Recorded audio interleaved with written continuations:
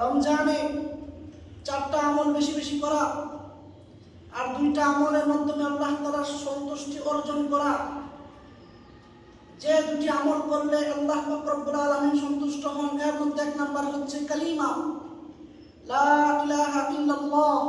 এই কালিমা বেশি বেশি পাঠ করা।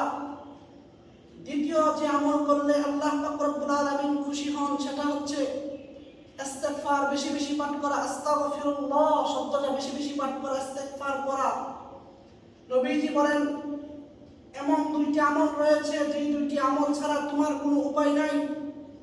এর মধ্যে 1 নাম্বার হচ্ছে জান্নাত চাওয়া, জাহান্নাম থেকে মুক্তি চাওয়া। আল্লাহুম্মা ইন্না নাসআলুকাল জান্নাতা ওয়া নাউযু বিকা মিনান নার।